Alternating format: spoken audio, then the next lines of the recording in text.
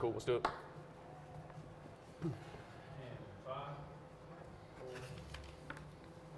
3, 2.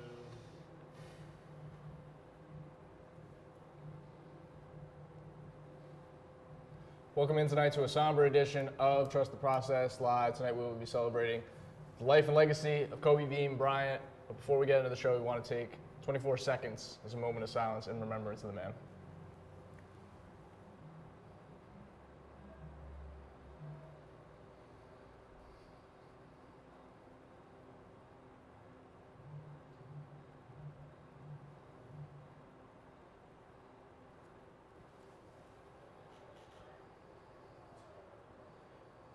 Thank you all so much for coming in tonight to mourn with us, to grieve with us on Trust the Process Live. As I said at the top, Kobe Bryant dead yesterday at the age of 41 after a tragic helicopter accident that claimed his life, his daughter's life, and the lives of 9 other people.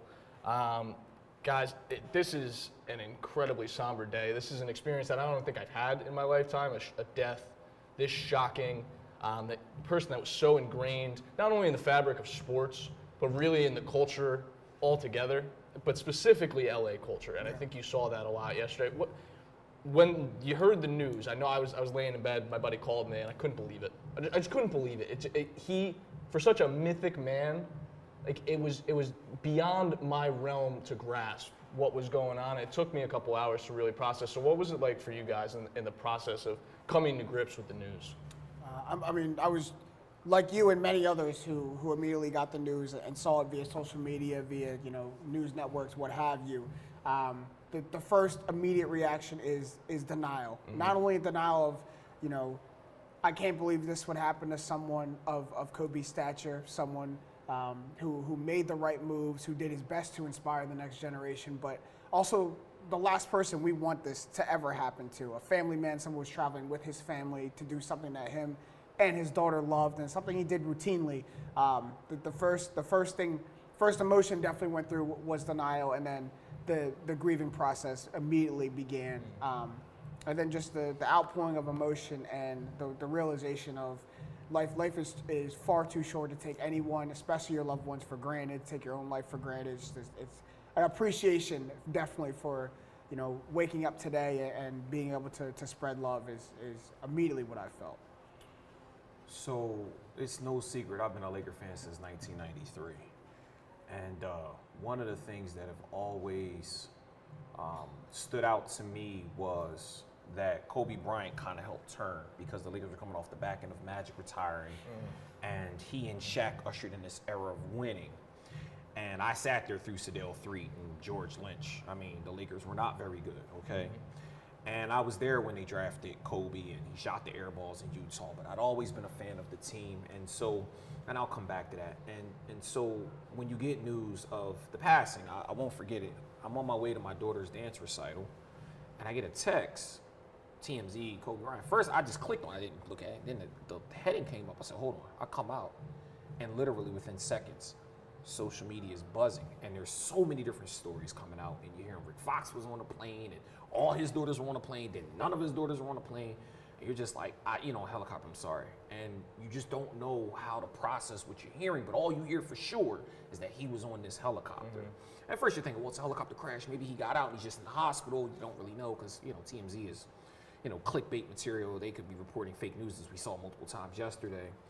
And when it comes out that he's passed, there's a somber wave of emotion that just doesn't hit me, but everybody at my daughter's recital was literally like doing this the whole time, staring at their phones, and the kids are performing and they're looking in between.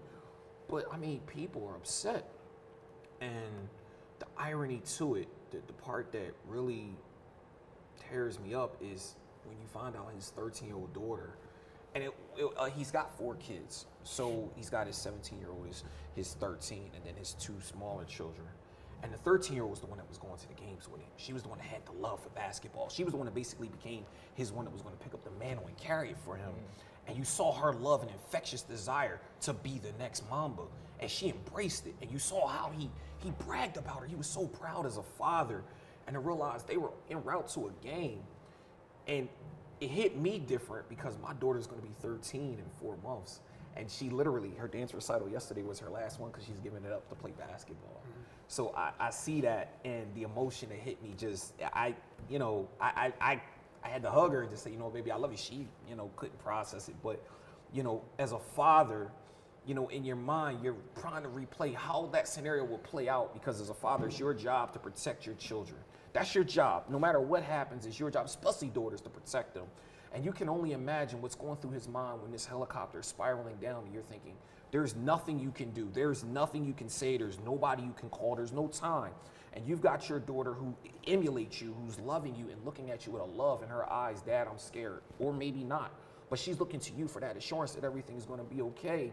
And there's nothing you can do. You can't throw out of a window. You can't do anything.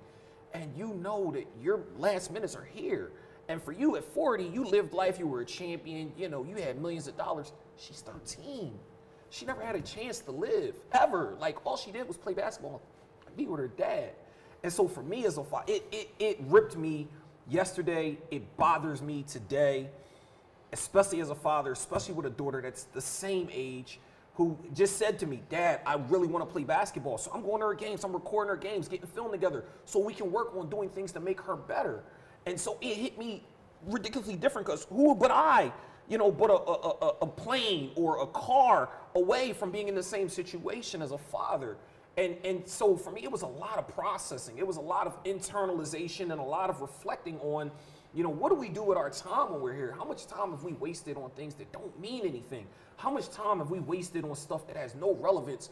And you got family who loves you. You never know when you're coming, because most people thought Kobe was invincible. This guy's going to live to be 70. Basketball players don't typically die young unless they're doing something reckless. Not a guy on the way to his game with his daughter. Like, that's not something you hear. Football guys, yeah, they take a lot of body injury. Their body sometimes gives up. Their minds go. We've heard about the different things, Hernandez and the CT and all this other stuff. But that's football players. But basketball, Bill Russell's like 90. Like, you see what I'm saying? Kareem Abdul-Jabbar's in his 80s. These guys are still around, and they're coming to events. So it's unusual to hear of a basketball player, especially a generational talent like him, one of the greatest of all time, to be taken so early, so young. And the part about it that stings is because, people are going to wait, and then they're going to come in and talk about the whole Colorado thing in 03. There's not a perfect man walking this earth. Nowhere. Everybody's gotten caught up. And you're nothing but a bad night away from being in a similar situation. Promise, okay? That's not excusing the behavior. He paid for that. He paid for it with his wife, with his... But what he did, he learned from it. He never allowed himself to ever get anywhere near a situation like that again, and made it up to his wife and made her the focal point of everything he did forward, and became a true family man who learned from his mistake. That said, the back half of his life was almost, as you saw it starting to grow, was almost as exciting as his basketball career. The guy wrote multiple books. A basketball player writing books? There's basketball players that can't read, and this man wrote books. You see what I'm saying? Smart guy who spoke fluent languages, multiple languages. A guy who connected and spent his time embracing and pushing the agenda of women's rights in basketball and in sports. Really trying to turn the narrative of how people perceived him because of his indiscretions back in 03.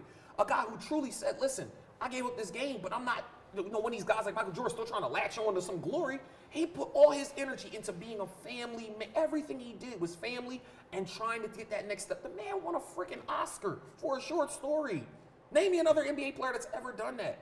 As great as Michael Jordan was, he got his millions and made sneakers, and then went on and bought a team and did a terrible job running them. What else has he done to give back to anybody? But you look at what Kobe's done even in the short time post-basketball, and the man hadn't even gotten enshrined yet. He will now, absolutely, what he was anyway. But what I'm saying is he hadn't even gotten enshrined and already done all these things post-basketball.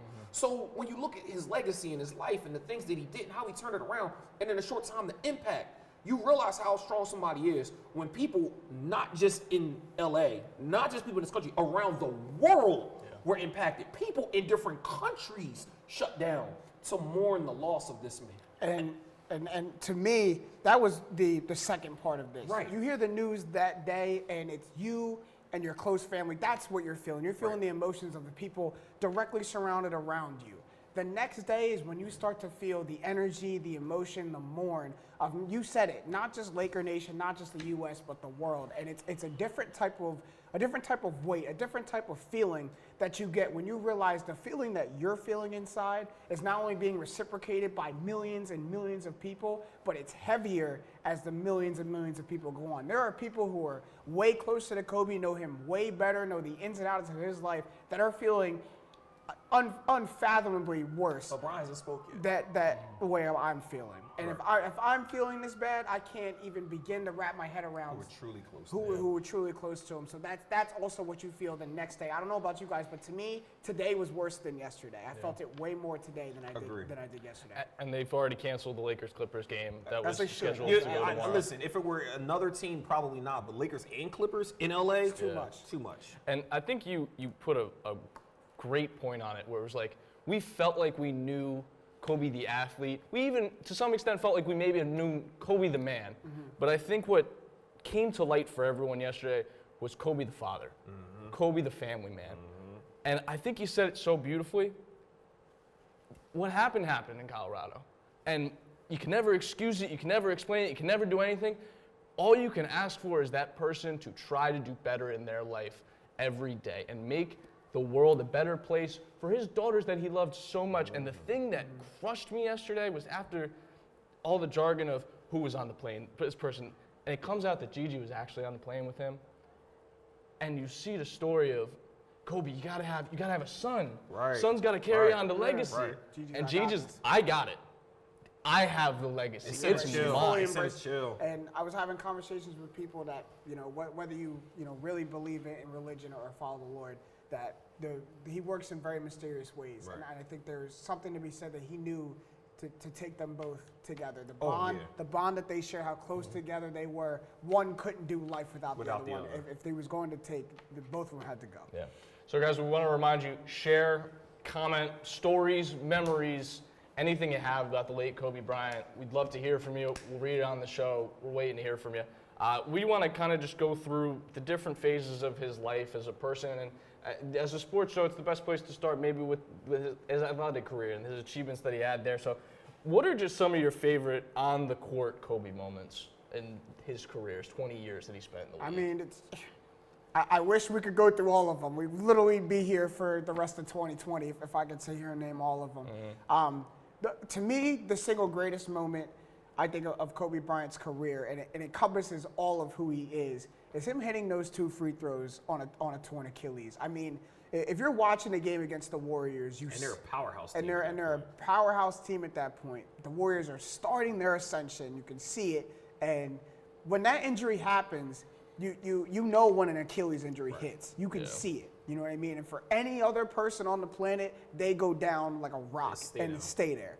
Kobe Bryant walked off the court, walked around the bench, was hobbling, was doing it, and when they finally found out, Kobe, you have to come out of this game, he said, not until I finish this possession, not until I get these 2 points, I shoot my free throws, make them, and then you won't carry me off the court.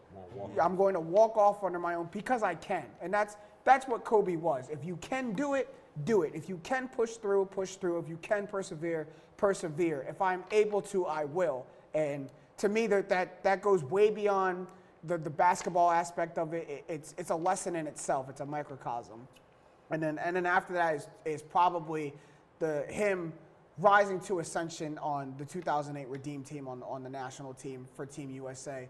A time where you have 3 young cats in LeBron, Carmelo, Dwayne Wade, and even Chris Paul, who are starting their superstar careers. People are starting to say it's LeBron's league now. He's about to take over. And I think Kobe had to step in one time and remind them at that time who the best player in the league is, and still was. And not do that arrogantly, not do that pompously and try to diminish the careers of 4 rising superstars and rising superstars all over that team, but do it in a way that commanded respect and leadership too. I'm going to lead this team, but still let everybody know I'm still Kobe Bryant. The league is still mine for these next 3 or 4 years until I decide to pass the torch. It was beautiful to see, and it brought the USA back to a goal, a place they hadn't been in a couple of years, and a great final round game against Spain. It was just the legacy of Kobe is all over the place. So mine's a little different because I remember when the Lakers traded for him and Vlade Divac went in that package and he played behind Eddie Jones. And he wasn't getting a lot of tick, but he had a chance in the playoffs against Utah, you know, to hit those shots down the stretch to help them close the game, and he airballs them. Oh, maybe this kid's not ready for the moment. And as a fan, you see a guy airball in the NBA in a game, in a playoff game, right? And you should be on the floor. Maybe that's why you're coming off the bench. Yeah. But what's crazy about it is, if you go back, Kobe was never afraid of the moment. It didn't matter what was going on. And listen, people are going to say, you know, he was a machine gun. He shot a whole lot. Well, shooters shoot. That's what they do.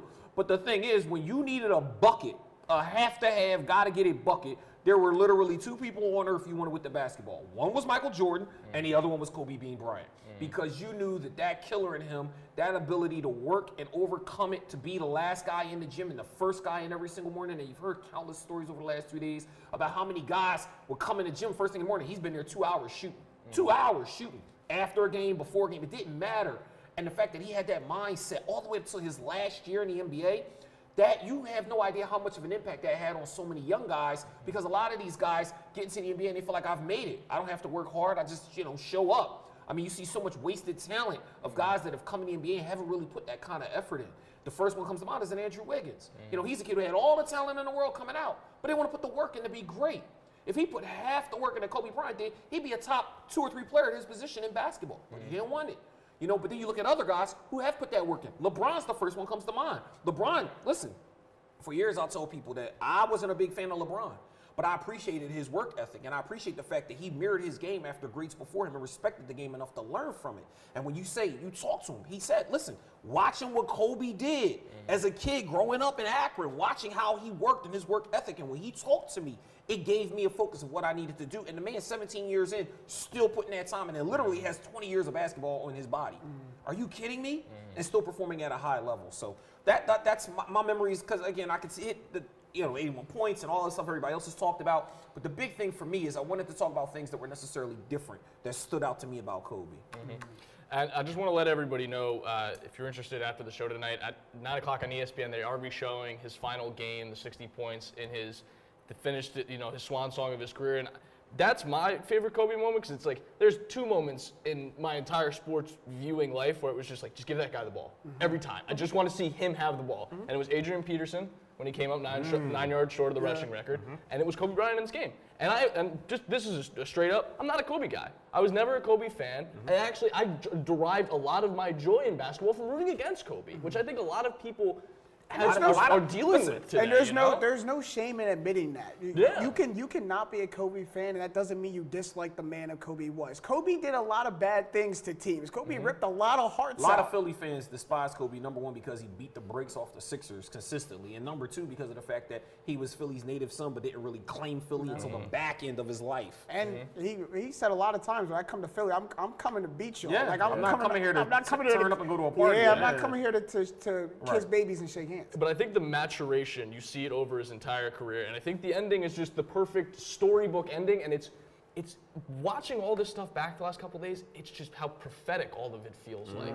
How it feels like every single thing, the goodbye speech, it doesn't even feel like a goodbye to basketball. It feels like his goodbye to all of us. Right. And to have that moment, to be that well-spoken, after so much adrenaline has left your body, to score 60 points in your body, like that, the worst point it has ever been in your career was at that game, and you still showed up and gave the fans something that they could remember for the rest of their lives, and that's an incredible thing from Kobe Guys on the back end of their career average like 5 or 6 points. Look at Vince Carter. He averages like 4 points a game for the Hawks. He barely plays. Like Vince Carter would go nuts if he could score 60. He might not score 60 this season. And I love Vince, but if you gave Vince 50 shots, I don't know. He's not getting 60. He's not getting 60. He might get you 28. He might. So you guys really should watch it on ESPN tonight. It's amazing to just watch him hit some of these shots. But we don't want to just stick to sports and the athlete of who Kobe Bryant was, because that's not doing the story justice as to who he was. So let's talk a little bit about the Mamba mentality, the atmosphere and the procedure that he created for himself and gave to many others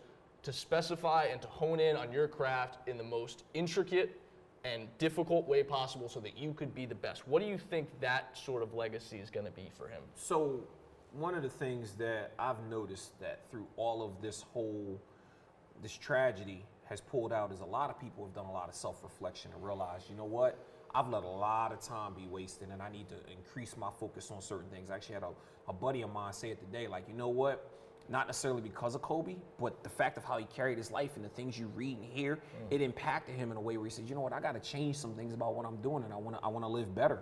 I mean, you've heard people all day today talk about, you know, they had to stop wasting things and be more in the moment. I mean, here's a kid who could have taken, you know, being drafted 8th and playing behind Eddie Jones, who was an all-star at the time, you know, differently than most people, you know. But instead, he continued to do his work and became a guy who ascended not just to being a great player and a great Laker, but a great player ever, like one of the greatest ever, because the mentality of him was, I'm not going to be outworked and I'm going to seize this moment. And you can apply that to any and every aspect of your entire life. There's nothing that you can't say that you have that same focus about where it doesn't apply. I have two things that about Kobe the man. One, the inspiration that countless amount of people are talking about. And I want to make one thing clear. You don't have to be a Kobe stan for Kobe to have inspired you. A lot of people get that confused. You don't have to, you know, grow up being a diehard Laker fan. You didn't have to model your game after Kobe. You didn't have to go out and buy crazy 8s and Kobe's for Kobe to inspire you. If you picked up on anything Kobe said, did, talked about, lived, Kobe inspired you. Kobe, the model of Kobe Bryant was, if you want to be great at anything, just like you said, you have to be willing to outwork the person next to you if you truly want to be great at it. And it probably goes beyond sports. You know what I mean? Kobe just happened to do it in basketball, but that lesson is for way more than sports. It's in life. It's whatever you want to do. And just like you, Sean, I wasn't the craziest Kobe fan. I love basketball. He's one of the reasons I fell in love with it. But you know what I mean? I didn't follow Kobe tooth and nail. But he definitely inspired me to just have that mindset. And then the other thing that really shakes me up, it's been hard to really fathom and put into words, is on why he took helicopters back and forth to places. You heard him tell the story, I think it was a couple of months ago, about why he took helicopters. And it was to beat the traffic and to get to and from his gym and to his house so he could maximize the amount of time he could spend with his daughters. Like he knew he wanted to go to the gym and go to practice, but his daughters had to wake up in time to go to school. He was the one who dropped off. Then he'd take the helicopter back to his gym to go practice, to go work out, whatever, and then take the copter back and be there in time to pick up his daughters from school. And he said the reason that he did it is because, especially during the NBA season, that you're on road trips, you're in stretches where you're not seeing your family for days, maybe weeks at a time. And his wife offered to do is, hey, you play professional basketball. I can take the kids to school. I can pick them up. And he said, no, that is my job. That, like, I will not only do it, I will commit to doing it. And just like Kobe, I will commit to doing it better than anybody else can. I will take a helicopter. I will be done practice at a time where I can get back, and I will be done my workout at a time where I will get them to school on time, pick them up from school on time. They will never have to wonder, where is daddy? Why isn't daddy picking me up today? I will be there every single time. Like that's the man that Kobe Bryant was, and I hope that just never gets lost in the fold. Yeah, and everyone out there, please continue to share the show, put your comments up. Memories of Kobe Bryant, the athlete, off the court, on the court, whatever you're thinking, whatever you're feeling today, you know, we're all here to grieve together and get a little bit further together. Last thing we got to talk about here, guys, is Kobe after basketball, the legacy that he's going to leave, all the different ventures he got into. I'll give you a couple of them here. Is the Oscar Award winner for Dear Basketball, which was I watched. I never watched it. Story. It was actually really compelling. Well done. Business ventures, including the Mamba Academy, which he was tragically on the way to yesterday, as well as Granity Studios, which, along with Dear Basketball, produced podcasts for children, children's books, philanthropy.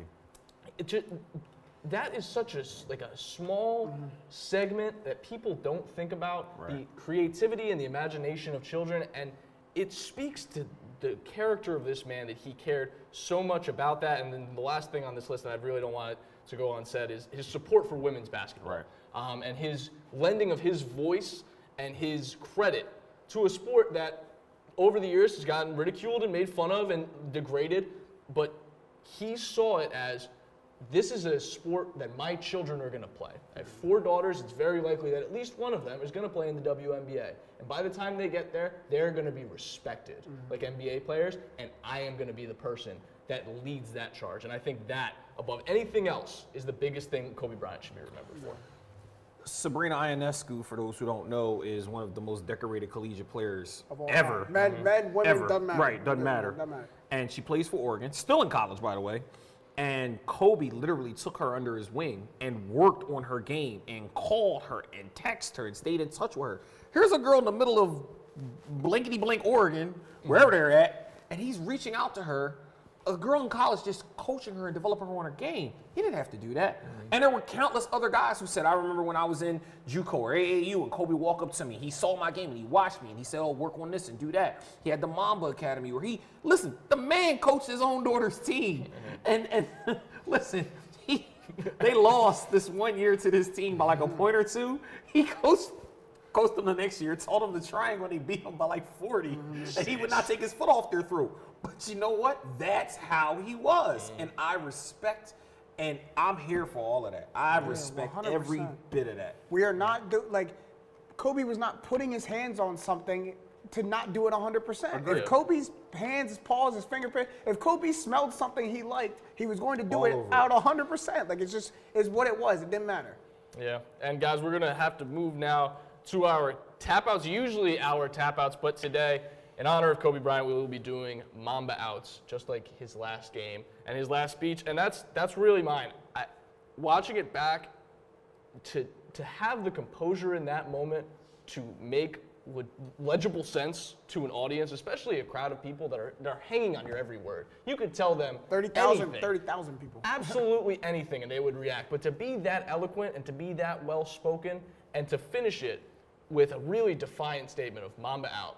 And he dropped the mic, but he didn't, Right. he didn't put Placed it down Right because on the his Lakers job logo. was done. Mamba out. Yeah, it's all a little overwhelming. How I'm gonna remember Kobe is to just do everything that we said, in this moment. I'm gonna try, my best to do, and that is, remember the ultimate teaching of Mamba. On your best day, you work hard. On your worst day, you work harder. And he embodied that every single time, especially the scenario you laid out, ET, against the Utah Jazz in the NBA playoffs when he's airballing shots. A lot of people, majority of people, fold in that moment. Majority of people say, this wasn't for me. I got my shot. I missed it. And either boo-hoo is me, or I'm forever a sixth man or a bench player, or I'm clearly not ready for this moment.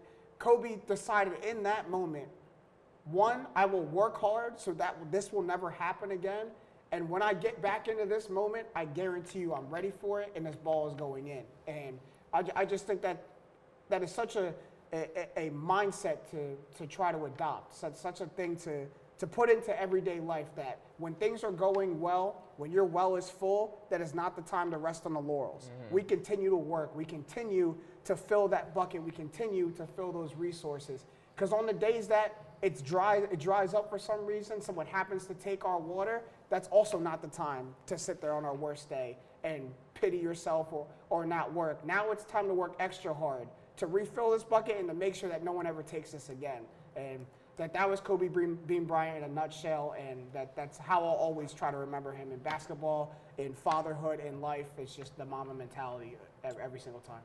So my memory is probably a little bit different because unlike most people, I've met Kobe twice.